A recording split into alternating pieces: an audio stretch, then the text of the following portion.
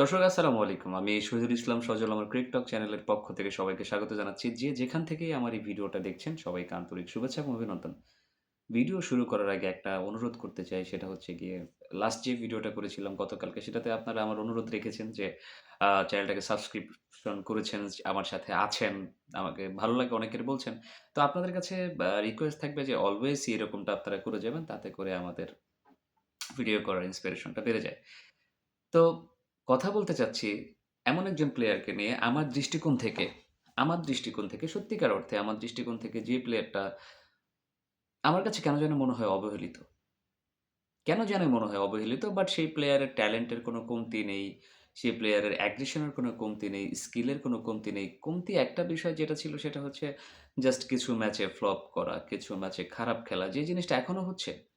এখনো হচ্ছে। আমি টিম ইন্ডিয়ার সঞ্জু স্যামসনের কথা বলছি দর্শক। সঞ্জু স্যামসন না এমন একজন প্লেয়ার যাকে সত্যিকার অর্থেই আমার পার্সোনালি অনেক বেশি ভালো লাগে। যার মধ্যে কোনো আ এক্সট্রা কারিকুলার এক্টিভিটিস নাই। যেটাকে বলা চলে যে খেলার বহির্ভূত কোনো ধরনের আ আচরণ থাকে না যেগুলো অনেকের পছন্দ না। সঞ্জু স্যামসন হচ্ছে এরকম একজন প্লেয়ার যিনি খুবই হাসিখুশি, খুবই শান্ত স্বভাবের একজন প্লেয়ার যাকে আমার ভাল লাগে। কাইন্ড অফ মহেন্দ্র সিং ধোনিকে দেখেছি। তারপরেও ধোনিকে তো লাইফ টাইম ক্রিকেটে ২-১ বার অ্যাগ্রেসিভ হইতে দেখছি। সঞ্জু স্যামসনকে সেটা আমি এখনো হইতে দেখি নাই। হয়তোবা সঞ্জু স্যামসন ধোনির লেভেল পর্যন্ত যেতে পারে নাই। গেলে হয়তোবা সেই জিনিসটা দেখতে পারতাম। বাট আমি এখনো পর্যন্ত যেটা মনে করি যে Sanju Samson is a gem of a player. মানে অসাধারণ একজন প্লেয়ার। আপনি চিন্তা করেন একজন প্লেয়ার যার ভেতরে একটা রানের ক্ষুধা ছিল, যার ভেতরে একটা কষ্ট ছিল যে এই ফরম্যাটে টি-টোয়েন্টির এই ফরম্যাটে ৩ টা সেঞ্চুরি থাকার পরেও এখনো পর্যন্ত কিন্তু ওয়ার্ল্ড কাপ খেলতে পারে নাই। এইবারই ১ম ওয়ার্ল্ড কাপ খেলল এবং তার ২য় ম্যাচেই যেই একটা ইনিংস খেলল, গেম অফ অ্যান ইনিংস, সেই ইনিংসটা কিন্তু হয়তোবা ১০০ করতে পারে নাই, ১০০ করতে পারে নাই। আর ১০০ তিনি চাইলে করতে পারতেন। বাট তিনি, এটা আপনি মানেন কিংবা না মানেন দর্শক, তিনি তার নিজের জন্য খেলেনই নাই। যদি নিজের জন্য খেলতেন তবে সেঞ্চুরিটা করতে পারতেন। But his total concentration was all about winning the game. ম্যাচটাকে কিভাবে জিততে হবে সেই দিকটাতে আপনার সঞ্জু স্যামসনের নজর বেশি ছিল।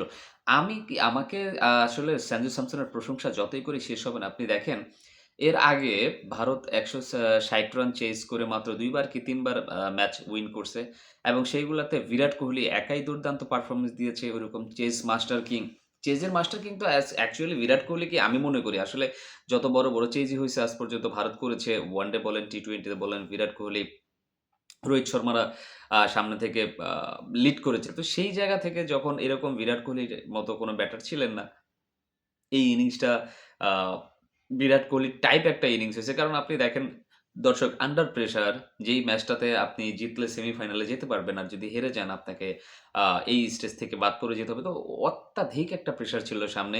আর যেখানটাতে সঞ্জু স্যামসন আপনার আউট অফ ফর্ম ছিলেন, তাকে নেওয়া হচ্ছিল না। ইভেন আপনার কি বলে প্র্যাকটিস ম্যাচেও আ এই প্লেয়ারটা ব্যাটিং করার বা খেলার কোনো সুযোগ পান নাই। তো সেরকম একটা জায়গা থেকে সঞ্জু স্যামসনের জন্য এই ইনিংসটা অনেক বড় একটা রিলিফ ছিল। তার সেই সেলিব্রেশনই বলে দেয় যখন তিনি হেলমেটটা খুলে আসলে ঢিল ছুঁড়েছেন মাটির দিকে এবং উপরের দিকে সৃষ্টিকর্তার দিকে কৃতজ্ঞতা স্বীকার করেছেন। তা দেখেই বোঝা যায় যে সঞ্জু স্যামসন কতটুকু মনের ভিতর থেকে উগরে দিতে চাইছিলেন নিজেকে, নিজেকে কিভাবে ঢেলে দিবেন দলের জন্য, দলের প্রয়োজনে কিভাবে খেলবেন, সেটা কিন্তু তিনি চেয়েছিলেন সৃষ্টিকর্তার কাছে এবং তার সেই দোয়া কবুল হয়েছে। দ্যাটস ওয়াই তাকে কিন্তু অধিনায়ক সূর্যকুমার যাদব টুপি খোলা অভিবাদন জানাতে বাধ্য হয়েছেন। আসলে ভাই দুনিয়ার নিয়মই এইটা। যখন আপনার দিন খারাপ যাবে, সময় খারাপ যাবে তখন কেউ আপনার ডাক শুনবে না। আ কেউ আপনার কথা শুনবে না। বাট যখন আপনি ওই পরিস্থিতি থেকে বের হয়ে আসবেন তখন সবাই আবার হাততালি দিবে, আপনাকে বাহবা দিবে। আপনার জন্য সব মঞ্চ তারা খুলে দিবে। তো সঞ্জু স্যামসন এরকম একটা ইনিংস খেললেন। দেখেন এই ইনিংসটা হয়তোবা সঞ্জু স্যামসন সেঞ্চুরি পেতে পারতেন। আ একটা রেকর্ড করতে পারতেন। একটা রেকর্ডের বুকে নাম লেখা হইতে পারত।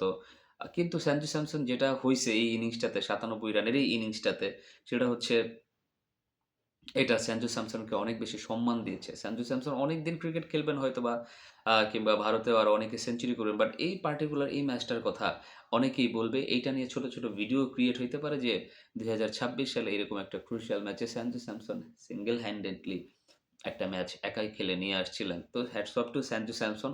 আ সঞ্জু স্যামসন অলওয়েজই আমার পছন্দের একজন খেলোয়াড়। আর সেই সমস্ত খেলোয়াড়দেরকে আমার অবশ্যই অলওয়েজ ভালো লাগে, যারা নিজের চাইতে বেশি দেশের কথা চিন্তা করে এবং দেশের জন্য ক্রিকেটটা খেলে।